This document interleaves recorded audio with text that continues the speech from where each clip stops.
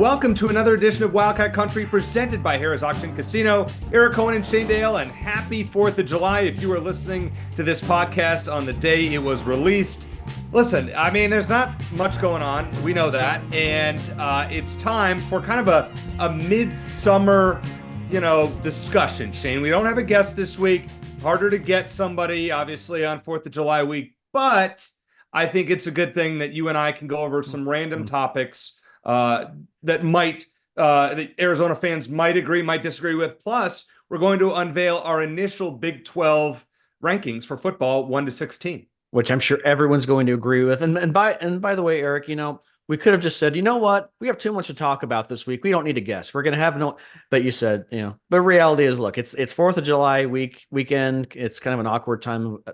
But you know what? We got a lot to talk about. There's always stuff to talk about. There's never like a dull moment. It's always a little frustrating when there's no college football going on. You got the video game to look forward to. I don't know if you plan on playing that or not. Oh, you bet. Absolutely. Yeah. See, I already pre-ordered it. I mean, okay. That looks amazing, Shane. You're going to lead Arizona to a national title.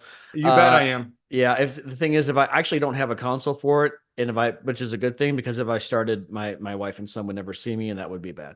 So, but we have that to look forward to. And then, of course, we have the actual games that count. And there will be officially next month, there will be games that count in college football. So it will be here sooner than you think.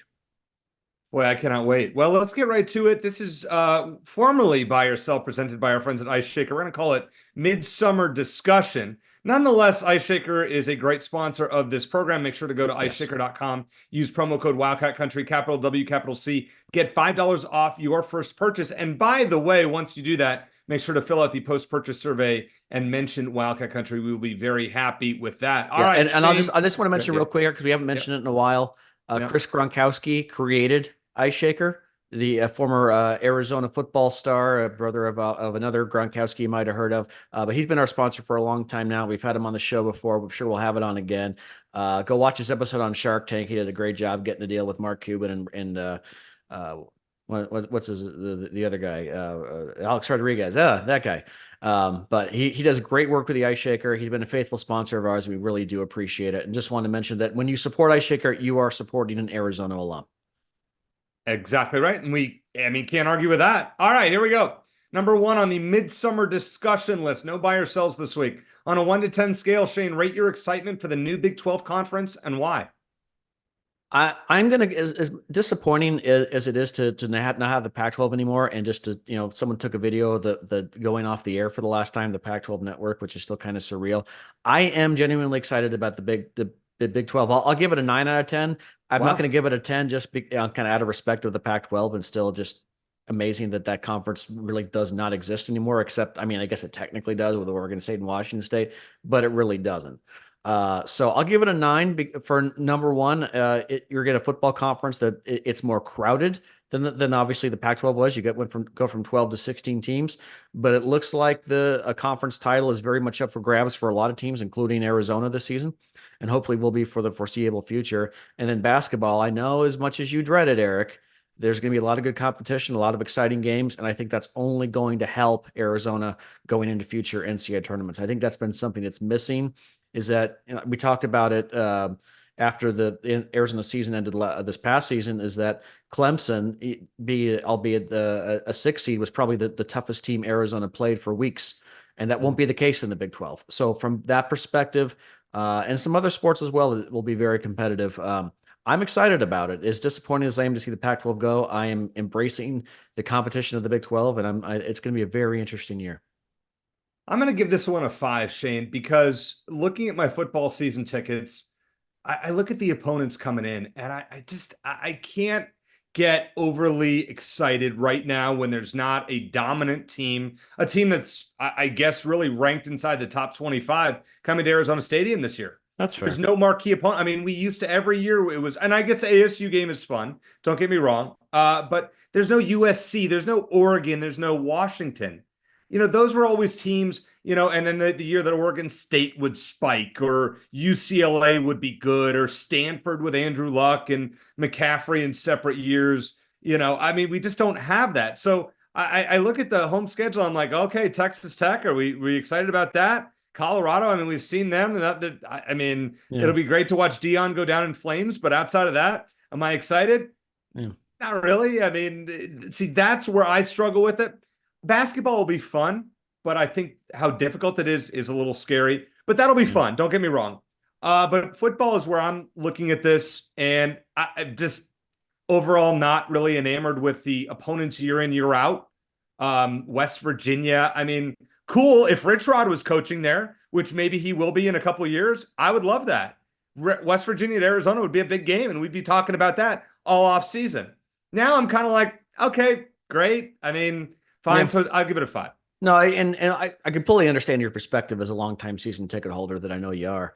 And I've benefited from that many times and I appreciate it. But I get that. I think the rivalries will come, and there's a good chance that by the middle of the season, you're going to be talking about a top 25 matchup, whether Arizona's in the top 25 or an opponent is or both. We don't see that right now, but there's a chance Colorado or West Virginia or another team, probably not ASU, could be ranked when that matchup occurs. Arizona, Oregon State didn't look like a big game last year at the beginning of the season. It ended up being a marquee matchup and a big win for Arizona and a great game if you're in a partial fan. So we'll get there. I mean, there aren't really any big natural rivalries. I mean, the only one I would say is kind of obviously with the Big Ten, the Big 12 schools that are coming in from the Pac-12, Arizona, Colorado, Utah, you have some history there.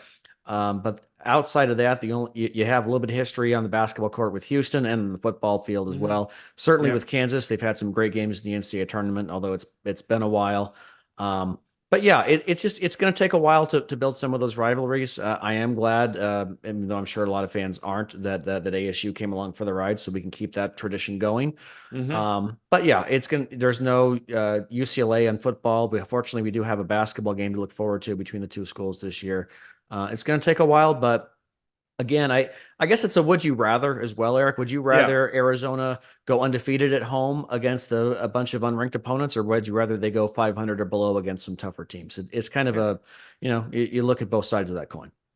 Number 2, Shane, should Arizona feel secure in its new conference, and will the 16 members maintain stability for at least a decade? Yes and no. I think security, and in other words, I think that Arizona at least is going along for the ride by joining the Big 12. Wherever that ride ends up, I think they're going to be okay because they took that first step. No, I don't think they're going to be. This conference is going to look like that in a decade if it's even together. I think you're going to. We've talked about this before. I think you're going to see more and more consolidation. I think eventually you're going to see maybe 2 or 3 big conferences. I mean, some people now already say that there's the SEC and the Big Ten, and then there's everyone else. I think we're probably headed that way, which I'm not thrilled about. So no, I don't expect this conference to be together in its current form for super long. I think maybe 5 years is reasonable. I don't think 10. But I think Arizona is in good shape. They didn't get left behind like Oregon State and Washington State did. And for that, I'm thankful. And I think they're going to be in good shape in that regard. All right. So I actually am going to agree with you on this one. I think they should feel secure in their new conference, but I would also, when the next realignment happens, which I've heard rumors that there could be news sometime this month, I'll believe it when I see it, with other conferences, maybe the ACC starts to self-destruct, but I think Arizona should have its eye on the Big Ten. I mean, if there's a way that that ASU and Arizona can get in the Big Ten, I think that's where you need to make the move. I think there's no question about it. I'm not really interested in the SEC. I don't think Arizona would ever be able to compete in football, at least in the Big Ten.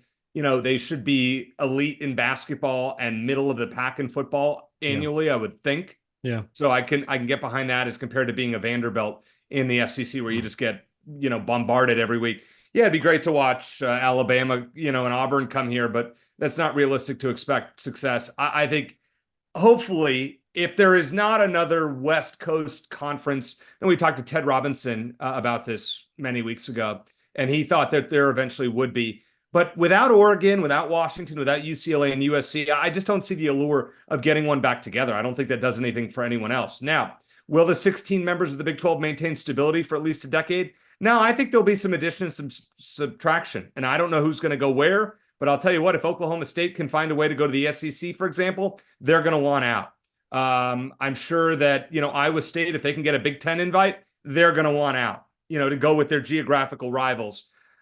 Utah, there's been rumors about them. I think you're going to see some moving and shaking. For now, this conference has the look of parity, and basketball elite parity there, and in football where it's just okay. Nothing overly, no team that's, top 10 worthy as of right now.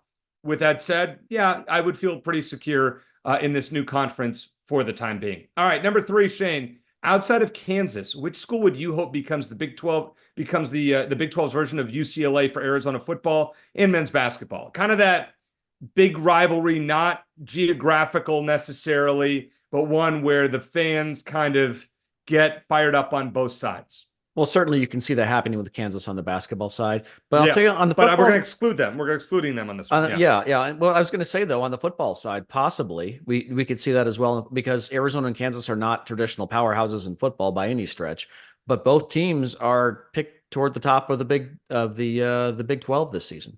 So that could be interesting if the coaching staffs remain in place. But yeah, beyond Kansas, I failed to mention BYU and Arizona have a bit of a football rivalry history.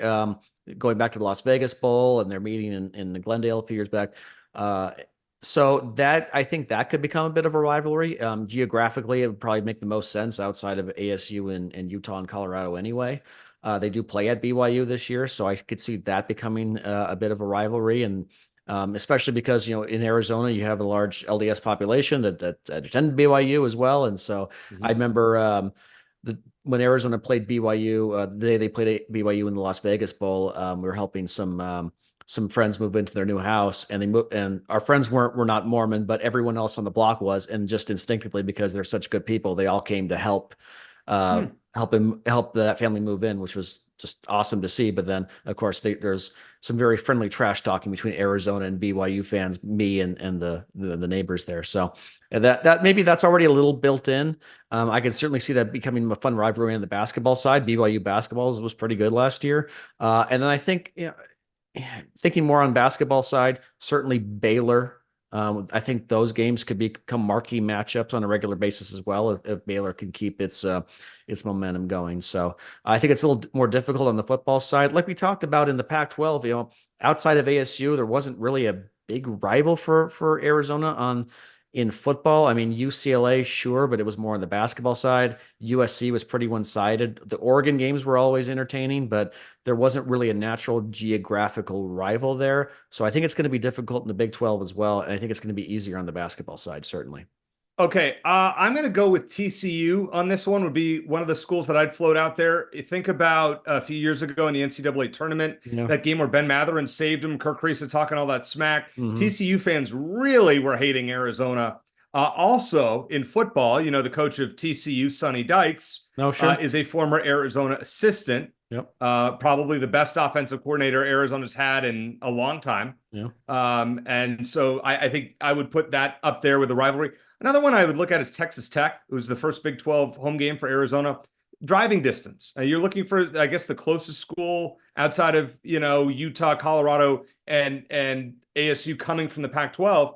I think Lubbock is driving distance from Tucson. I don't know the distance on that. I'd have to probably take a look at that. What do you know anything about that? You got to go through New Mexico, anywhere you go to in Texas. But yeah, I think that's a little bit closer than some of the other schools in Texas. I don't have the mileage in front of me, but I just think it's going to be difficult. If Arizona plays New Mexico, that used to be a big rivalry way back in the day in the border conference in the WAC days, Arizona and New Mexico. But it's just tough when every school is at least a state or sometimes two states away, and Arizona is one of the biggest states in the country. It's just it is a different, and that's why Arizona and ASU, the second book that I wrote, I cited a couple studies that showed that was they called it the most focused rivalry in the country, because ASU and U of A are kind of on an island in Arizona. They don't have any other natural geographical rivals like a lot of other schools do. Yeah. So it's going to be difficult, but I think you're going to see some rivalries form.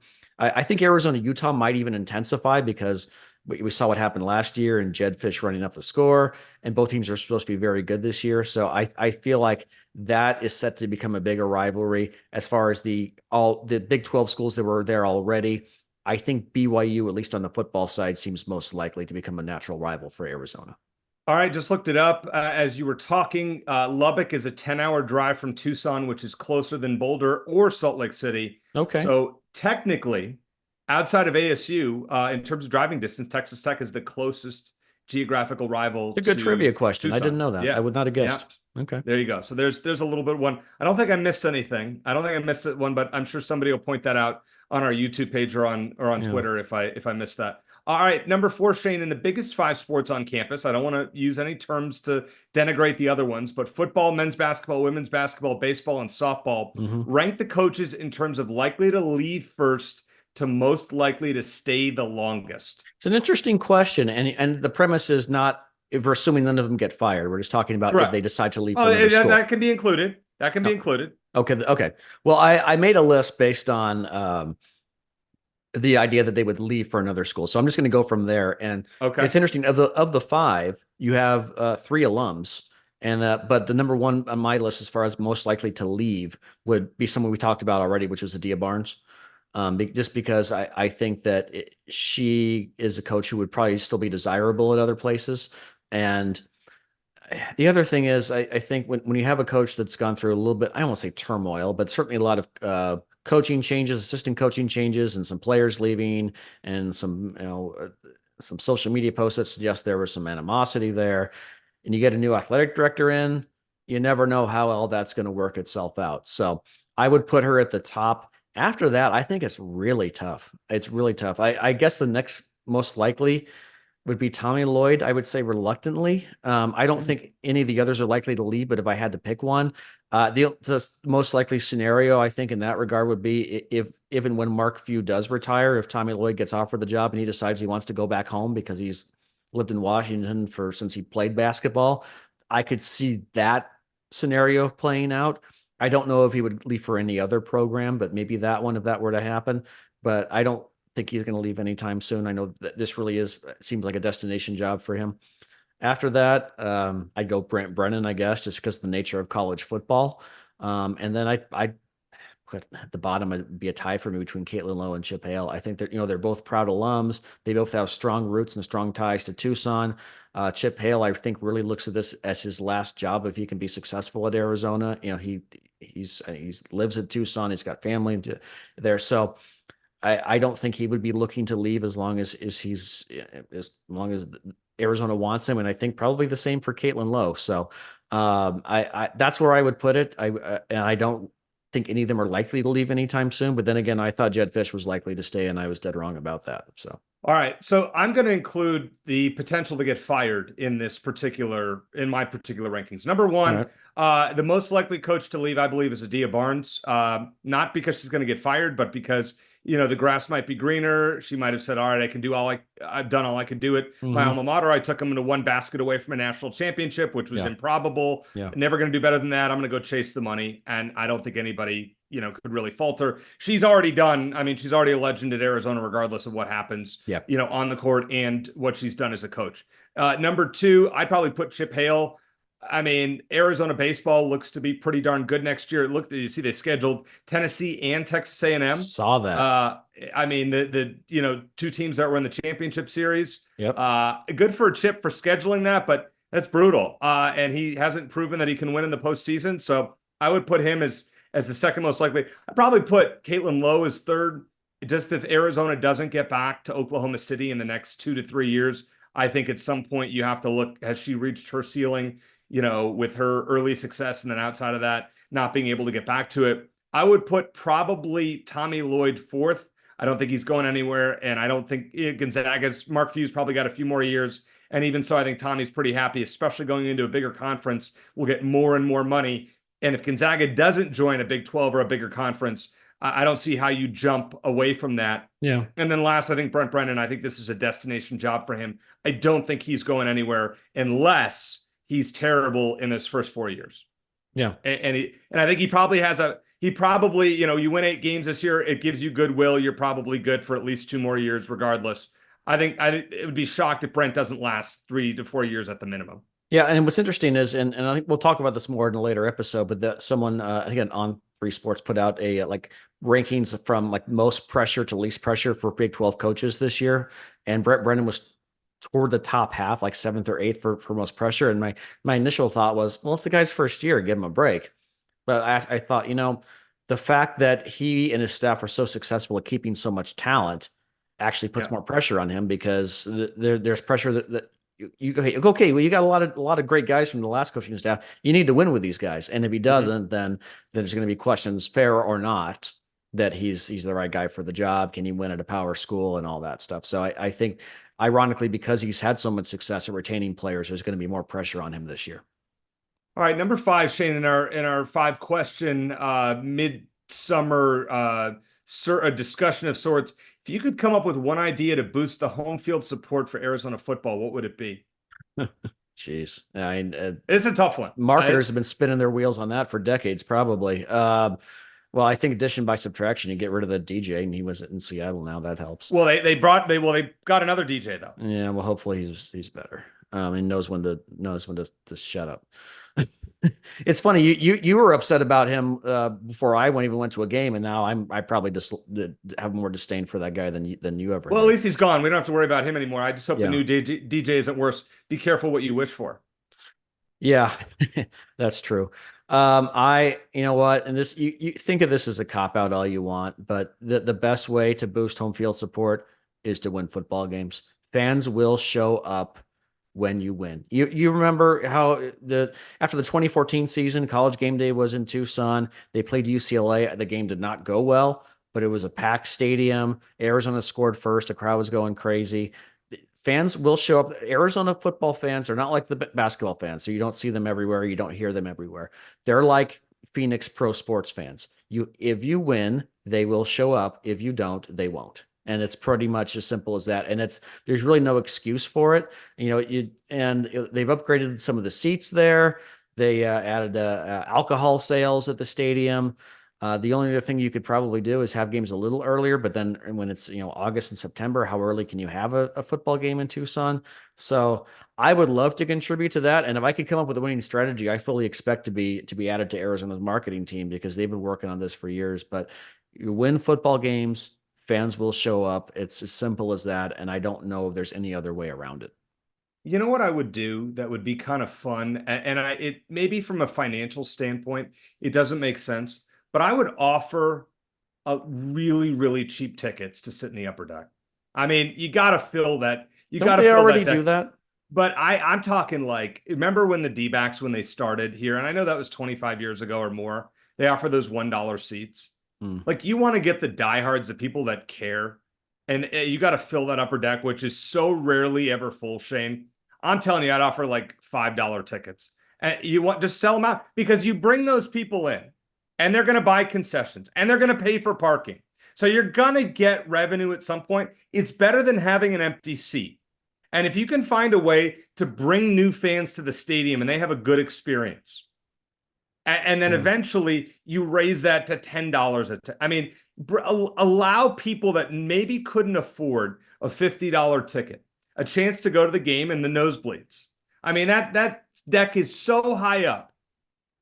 Try something a little bit different. And Desiree Reed Francois, she's listening to this, probably hating this idea. But think about it. You've got, how many seats are in that upper deck? 10,000 that nobody wants to sit in, realistically? Yeah, no, I understand. I feel like they do a lot of promotions where it's like you get 2 free tickets to a game, or buy one get one free, and so like they're basically trying to give away tickets for free. Sometimes they're not able to give all of them away. So if you can't do that, then, and I do think that one of the issues as well is something they really can't do anything about. I really wish that there was a way just to get rid of all of those aluminum slabs and just replace them with actual nice seats. But then you look at the end zone where you have the nice seats, and those aren't filled either. So the only thing that I think cures it is winning. And it's the same thing, the Diamondbacks last year, I went to a game middle of the season. There was 15,000 people there, went back to a game in the World Series, and of course it was packed. It's just the way that fans are in Arizona, and outside of Arizona men's basketball, which those fans are a different breed. It's just more of the same. That's one thing that Phoenix and Tucson have in common. Arizona football fans behave much like Phoenix pro sports fans. The other thing is, I would make those upper deck seats GA. That, once you get in, first come, first serve. Yeah. No assigned seats. So, you want to get there early. You're a diehard. You want to get there 2 hours early. Great. You get the first row of the upper deck. Just a thought. Okay. Wildcat Country is proud to be sponsored by one Harrah's Auction Casino, which is the only Valley casino with Caesars Rewards, the player's card that pays for Vegas and more. In fact, the reward credits you earn with Caesars Rewards can be redeemed for hotel stays, dining, and more at 50 destinations across the country, including Las Vegas, Lake Tahoe, New Orleans, and dozens of others. Sign up, play, and earn Caesars Rewards only at Harrah's Auction Casino. One card, 50 destinations to enjoy your perks. Coming up next, Shane and I unveil our initial rankings for the Big 12 football season here on Wildcat Country.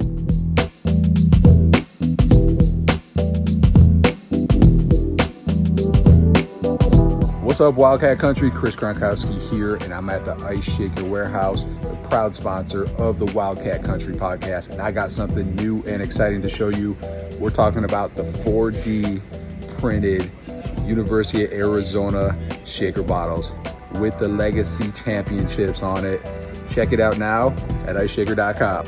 Trying something different this week in segment number 2. Instead of a guest interview, Shane and I are going to unveil our preseason 16 ranking of 16, easy for me to Easy say, for you for to the Big say. 12. Yep. Yeah, exactly. The Big 12 media poll had Utah 1, Kansas State 2, Oklahoma State 3, Kansas 4, Arizona 5, all the way down to ASU at 16. Will Shane and I agree? We will find out. Shane, we're going to do reverse. We're going to go in reverse here. Start with numbers 13 through 16. Give us your rankings and tell us why. All right, well, we'll start from the bottom.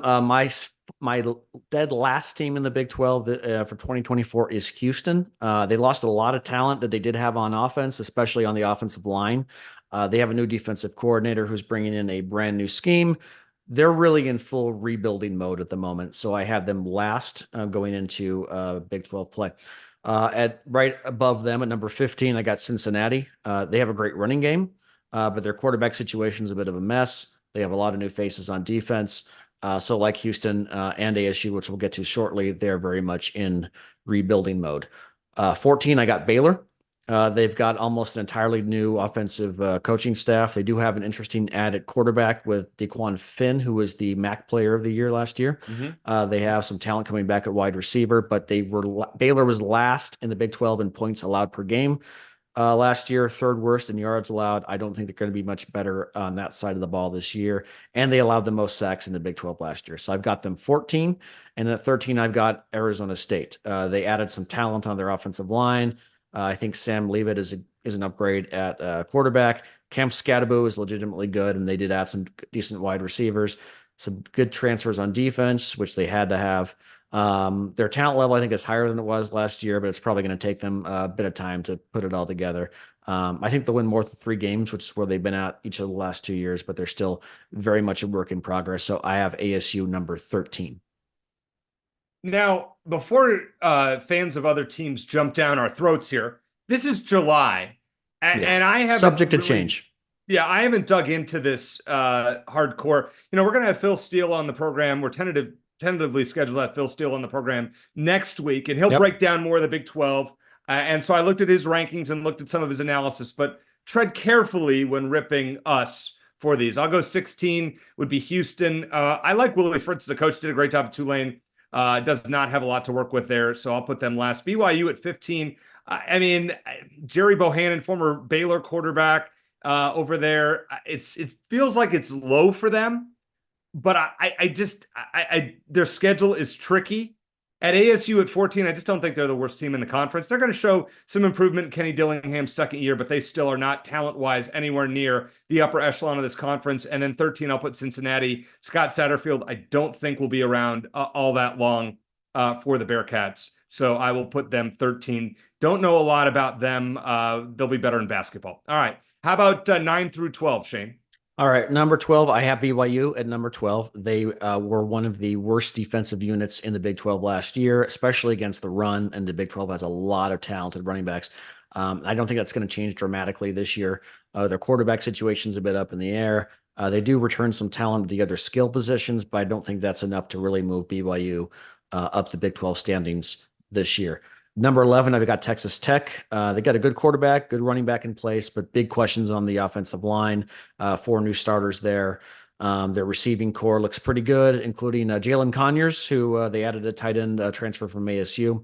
They should be decent up front on defense, but they did lose some experience in the secondary. all that tells me they'll probably be middle of the road in the Big 12 at best this year. Number 10, I've got Colorado. I think their improvement is going to come largely down to the offensive line, which is a drum I always beat. You just that's how you win games in the trenches. Their offensive line was one of the worst in power college football last year. They added some transfers, a top guy out of high school, so they should be a bit better there. And Shedeur Sanders and Travis Hunter are obviously very good. I don't know the offense is going to be vastly improved from last year, and the defense, even with Hunter, is still a big question mark, even with all the big name transfers they've added. So I've got Colorado at 10. Then at number 9, I've got TCU. They return more experience at the skill positions than just about any other Big 12 team. But again, the offensive line is the question. They'll have some new guys up front. They were one of the worst teams in college football in takeaways last year. Overall, they were at the bottom half of the Big 12 in most defensive categories. They have a new defensive coordinator coming in from Boise State, but that situation probably does not get rectified in one season. So TCU is number 9 for me. All right, I'm going to go Baylor at 12. Dave Aranda, took his team to the Sugar Bowl the other year. Now he might be on the hot seat. If you're looking for a school that may change coaches here soon, they're in a free fall. Not sure what to expect from them. Colorado at 11 is a fraud to me. Will Deion stick around after Shedeur goes pro? They have him and Travis Hunter, but it's a team full of transfers. I mean, Carl Durrell left them not much. So not sure what to expect from them, but it definitely will not be anywhere near what their fans and Deion probably expect. TCU at 10 feels low to me. I mean, I think this conference could have more than 3/4 of its teams go to bowl games. I think TCU is one of those teams. Phil Steele will probably talk about them next week. His rankings are higher on TCU than most. Remember, this team made the national championship game a couple years ago and then missed a bowl game under former Arizona assistant Sonny Dykes. So watch out there. I think they may improve. Arizona has a tough game at TCU on the road the week before the Territorial Cup.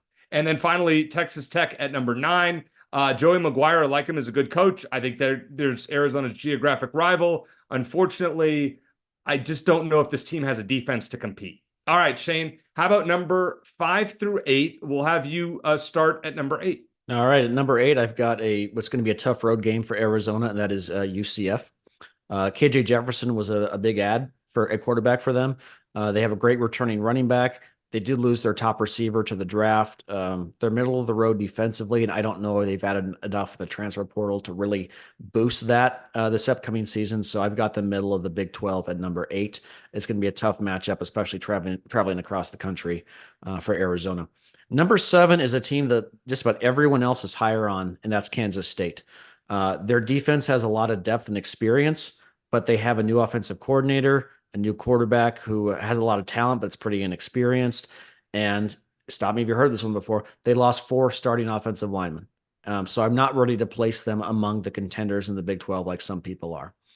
Number 6, I've got their in-state rival, Kansas.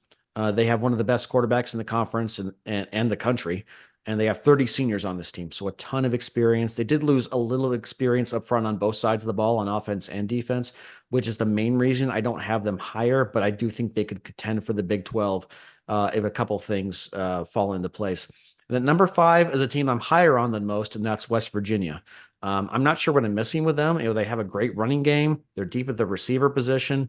Garrett Green is a solid dual threat quarterback, kind of a Rich Rod kind of guy, speaking of West Virginia. And they have a very experienced offensive line, and they added depth to a defense that led the Big 12 in sacks last season. So they do have one of the more difficult schedules in the Big 12. But even with that, I'm higher on the Mountaineers than a lot of people seem to be. So I've got them at number 5. And I would probably say, well, one of 2 sleepers, I guess you could say, to win the Big 12. All right, I'm going West Virginia, who you just talked about at number 8, Shane. I'm not as high on them. Neil Brown, I think, could be on the hot seat if they're lower than this. Rich Rod would be a great replacement back at West Virginia. Let him finish where he started. I do like UCF. I think that's a tough game for Arizona on the road in early November. Notice about Arizona's schedule that they don't play a lot of these elite teams that we're about to talk about. A lot of these teams between 7 and 16, Arizona plays. The top, we don't see a lot from the top 6, at least in my rankings. Number 6 is Kansas, a team that I should be higher on, but they don't get a chance to play in their home stadium, which is kind of weird in that they're undergoing Yeah. a renovation. So that's tricky. And then Shane, I'm putting Arizona at 5th. I think the Big 12 media has it right. I could see Arizona going 8-4. Seems about right to me. Going, what is that? 6-3 in conference. Great. But I think this conference is going to be so stacked together that it's just going to be behind, I think, the top team. You can make an argument anywhere from 2 to 9 where the Wildcats could finish. So I'm going to put them right in the middle at number 5. Yeah. And to your point, if Arizona goes, say, 6-3 in the conference, with tiebreakers, they could finish anywhere from like 3rd to 7th in the 16-team field. So, and a lot of it's going to come down to just a lot of luck and which team beat this team earlier in the season. So I understand where you're coming from. All right, top 4. Let's start with number 4. Shane, what do you got? All right. Well, my other, I guess you call it sleeper to win the Big 12. At number 4, I've got Iowa State. They have 8 returning starters on offense, including the Big 12 Freshman of the Year at quarterback. They have 9 starters back on defense as well, and they were third best in the Big 12 in points per game allowed last season. So I put them at a healthy number 4. At number 3, maybe people would be surprised since people think that I like to hate on Arizona and be an anti-homer, but I've got Arizona. I've got Arizona higher than you do at this point. I've got them number 3, despite my concerns about the coaching change.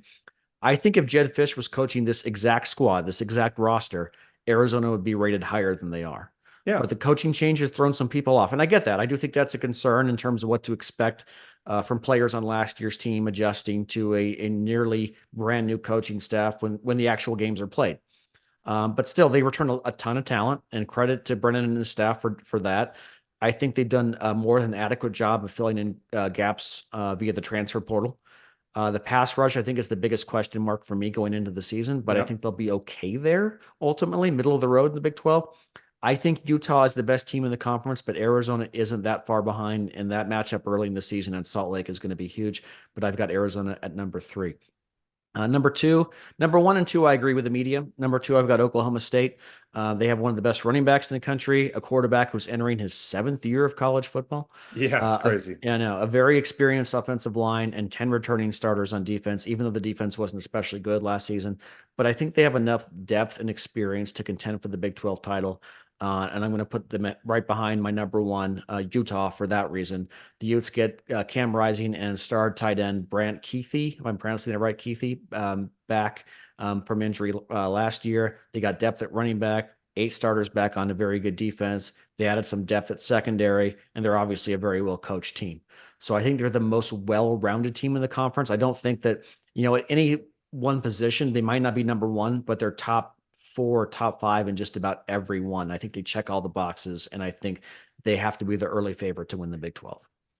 All right, Shane, if you do me a favor and put all of our picks on screen. So, as I talk about my final 4 here, so everybody can kind of get caught up to see where you and I stand as compared to the Big 12 media. I'm going to go number 4, Kansas State, higher on them than you are. Avery Johnson, pretty darn good, was impressive in that bowl game. I think they're obviously going to be a favorite, as they're, I think, 7.5 we talked about a few weeks ago on the show over Arizona in that non-conference game on Friday, September 13th. But I still think they're going to be pretty darn good. Schedule seems favorable for Chris Kleeman's team, so I'm going to roll with Kansas State 4th. Iowa State, I don't want to be this high on this team, but I think they have something like 19 returning starters. Yeah. And the schedule really isn't bad, but they're painful to watch at times. But we'll see if Matt Campbell, who's a really good coach, can have them take the step forward.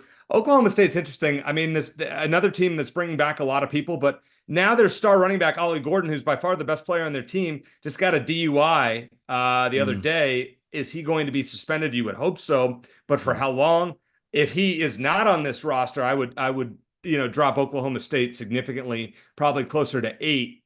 I think he's that good and could have a 2,000-yard season. And then obviously Utah, number 1, Cam Rising, if he's healthy, which he should be, they should be dynamic. And there's no reason that they should not be a clear favorite in the Big 12. So there you go. All 3 of us, me, Shane, and the Big 12 media have Utah as the top team. But then we have some differences. We'll probably update these rankings closer to the fall, but just wanted to get them out there and hope, if you're watching the show and have never seen this program before, hope you go easy on us. We're just taking a stab at it. It's early July. What the hell? No, hey, you know what? If you stop by, say whatever you want. We appreciate it regardless.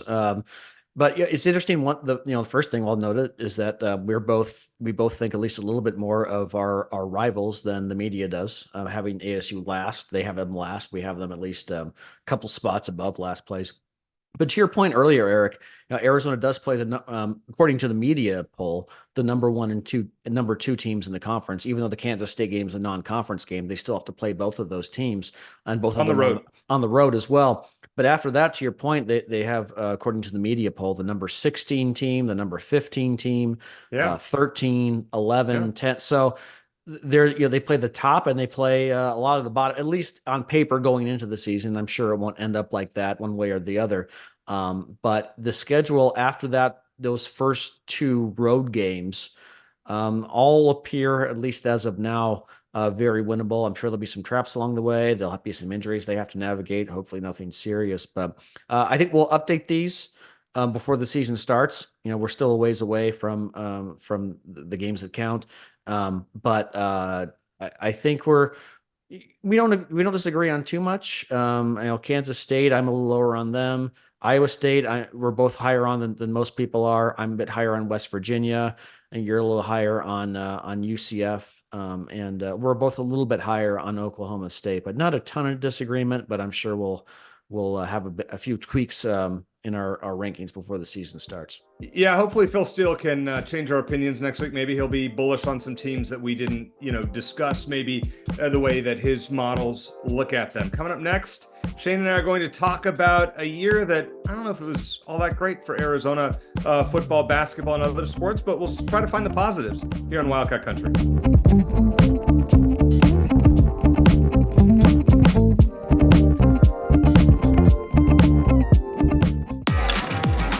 Discover more Play for All at Harrah's Auction Casino. Hi folks, here are your drinks. Where having fun means racking up reward credits with the Caesars Rewards loyalty program that can be redeemed for food, free play, hotel stays, and more.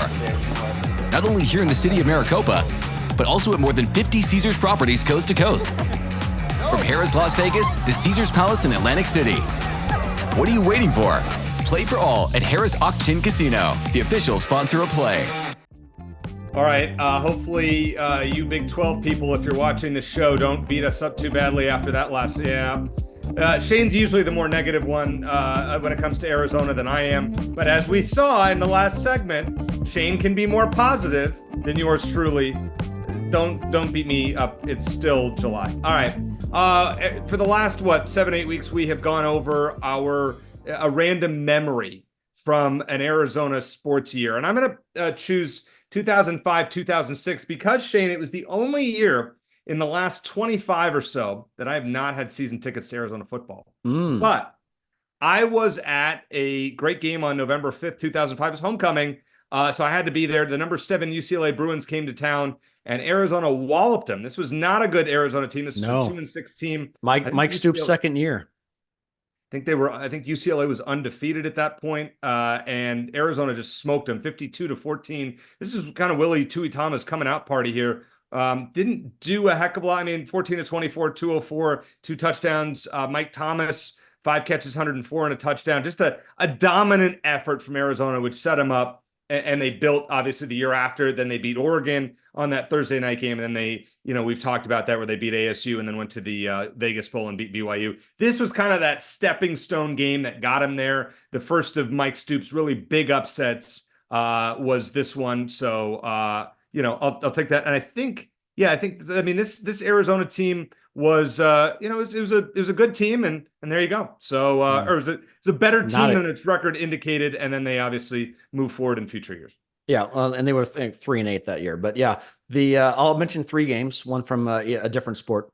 The Territorial Cup game of that year was a game that Arizona should have won. Willie Tuitama got hurt in that game in Tempe. Arizona was up 20-5 in the third quarter.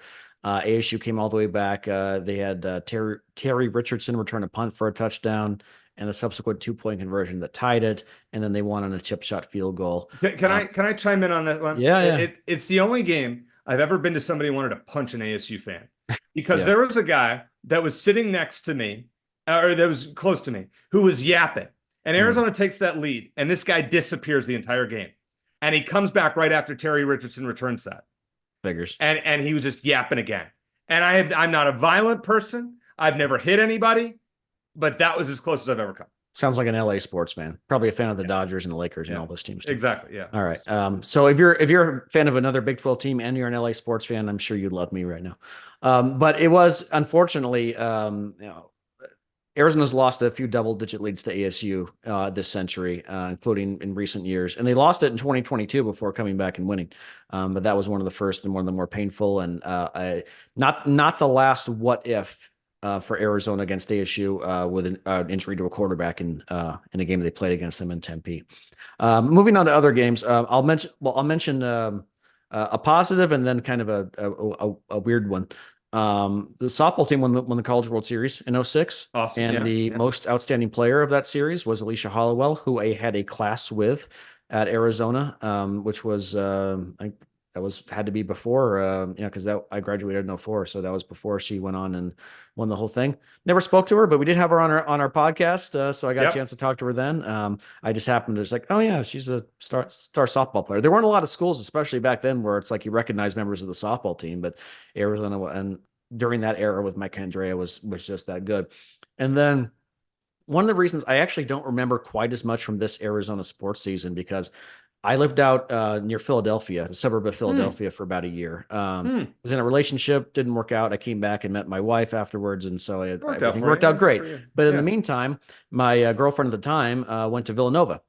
And I actually went to a Villanova-Syracuse game back then when Villanova had Kyle Lowry and a couple other, Dante Cunningham was on that team. You remember Eric Devendorf for Syracuse? He was on that. And that was one of the games that Villanova played at the Sixers arena. It was a great game, good atmosphere.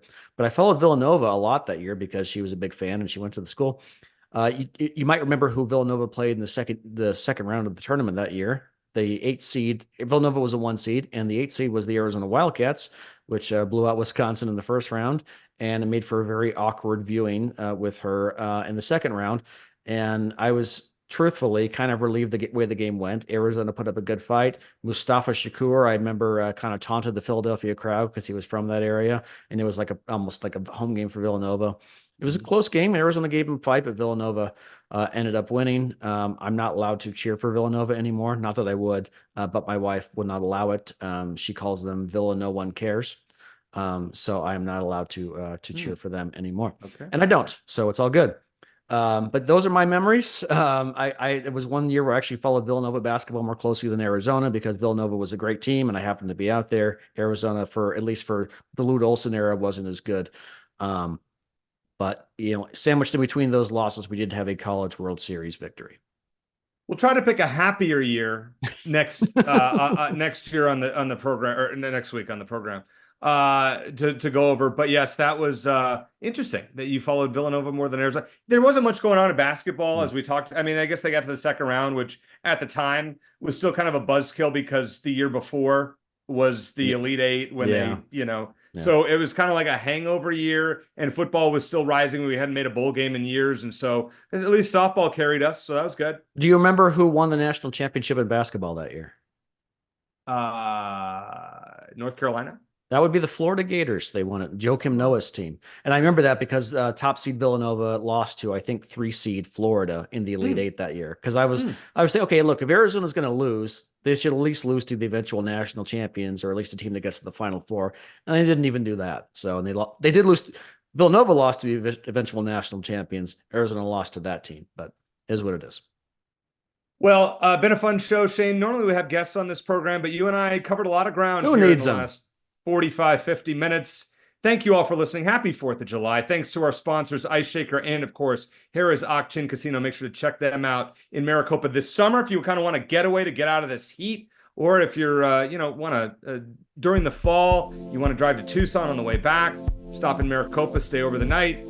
Mike Kittner, who's the GM, and his crew would love to have you out there, and we will be out there at some point in the fall doing a post-game show. For one of the Arizona games. We'll figure it out. But nonetheless, for Shane Dale, I'm Eric Cohen. Thanks for listening. And as always, bear down.